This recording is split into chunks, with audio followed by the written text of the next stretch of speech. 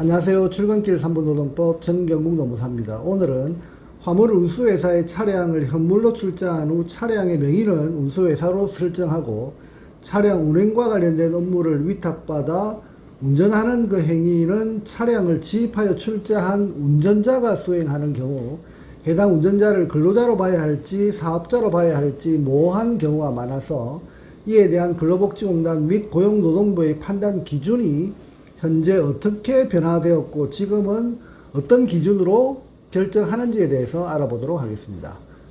먼저 지입차주와 관련한 근로복지공단의 그 입장이 어떻게 변화되었는지를 살펴보면 1998년 8월 이전과 그 이후로 판단할 수 있는데 그 이전은 자동차 운수사업법에 따라서 지입죄가 위법이었습니다. 따라서 지입차주는 법적으로 보호받지 못한 상태였다 이렇게 보시면 되겠습니다. 그러나 1998년 8월부터 화물자동차 운수사업법이 제정되면서 지입을 사실상 경영 방식으로 인정하였고 그리고 합법화하게 되면서 이로 인해서 지입 차량 운행 방식이 아주 보편화되기 시작했다 이렇게 볼 수 있겠습니다.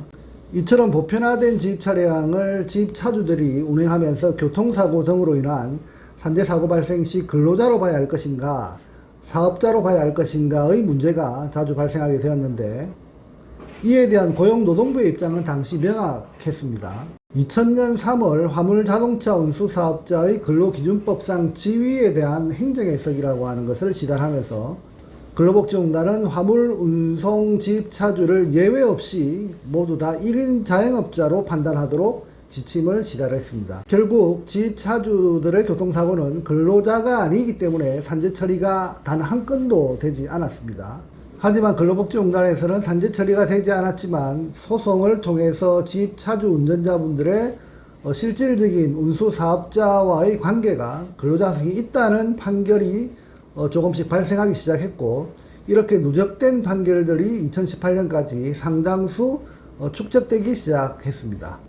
결국 지입차주라 하더라도 근로 형태를 분석하여 실질적으로 근로자성을 인정받으면 근로자로 판단한다는 판결이 결국 2018년 8월 14일 고용노동부에 18년 만에 반영되게 되었습니다. 그것이 바로 2018년 8월 14일 고용노동부 산재보상정책과에서 시행한 화물운송 지입차주의 근로자성 판단 기준 지침이라고 하는 형태로 이제 고용노동부에서 근로복지공단으로 시달하게 되었습니다.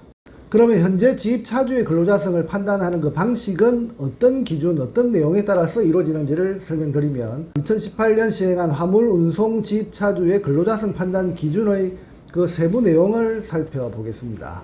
현행 화물운송 지입차주의 근로자성 판단 기준 내용에 따른 근로자성 여부에 대한 그 판단 기준은 첫 번째, 업무 지시 감독을 받는지 여부를 확인하도록 하고 있습니다. 이는 운송 업무 외의 업무, 다시 말해서 물품 포장, 창고 정리 등 업무를 수행했는지 여부를 확인하고 운송 업무가 없을 경우에 상시 대기하도록 지시를 받았는지 아니면 상시 대기할 수밖에 없는 상황인지 등을 확인해서 업무 지시 감독 여부를 결정하도록 그렇게 지침을 내려두고 있습니다. 두 번째, 보수의 성격을 판단하도록 하고 있습니다. 그 보수가 운송 건당 지급되고 결행이 있으면 삭감되는 등 운송량의 변화에 따른 손익의 부담을 운전자가 부담한다면 사업자이고 운전자가 부담하지 않는다면 근로자로 판단 가능한 것으로 그렇게 지침을 내려두고 있습니다. 그리고 세 번째, 전속성과 대체 가능성을 보고 판단하도록 하고 있습니다. 화물 지입차주가 여러 운송회사의 계약을 체결해서 전속성이 없다면 사업자적인 성격이 강한 것이고 한 곳에만 체결되어 있다면 근로자 성격이 강합니다. 그리고 화물 운전자가 자신을 대체하여 운전할 사람을 임의로 채용이 가능하다면 사업자이고 그렇지 않다면 근로자적인 성격이 강한 것으로 그렇게 지침을 정하고 있습니다. 그리고 네 번째, 회사 내의 취업규칙이나 복무규정을 적용받는지 여부를 보고 판단하도록 하고 있습니다. 화물차 도색이나 유니폼만을 보고 근로자성 여부를 판단하는 것은 아니지만 실제 근무하는 동안 회사의 각종 지시사항을 준수해야 하는지 여부를 전체적으로 검토해서 판단한다라고 하는 의미로 보시면 되겠습니다.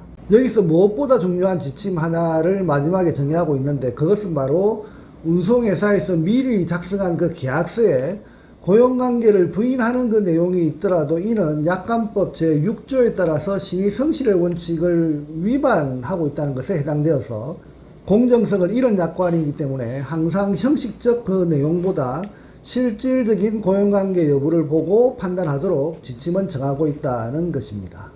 이상과 같이 지입차주 운전자의 사업자인지 근로자인지 여부에 대한 그 판단 기준은 형식적인 계약의 내용에 따라 판단하는 것이 아니라 앞서 설명한 고용노동부 지침에 따른 4가지 큰 기준을 바탕으로 실질 내용을 보고 판단한다는 점을 잘 확인하시고, 만일 지입차주 운전자분이 교통사고나 과로사 또는 내심일관계 질환 등 산재 처리를 해야 되는 상황이 발생했다면 사전에 충분히 근로자성을 입증할 만한 충분한 자료를 확보해서 근로자성을 인정받은 후 산재 처리가 가능하다는 점을 잘 챙겨보시고, 가능하다면 산재전문노무사를 통해서 근로자성 여부와 관련한 자료 정리를 미리 준비하시는 것도 현명한 판단으로 생각이 됩니다. 오늘은 지입차주 운전자의 근로자성 판단 기준과 그 제도의 변화, 지침의 변화 과정에 대해서 살펴보는 시간을 가져봤습니다. 감사합니다.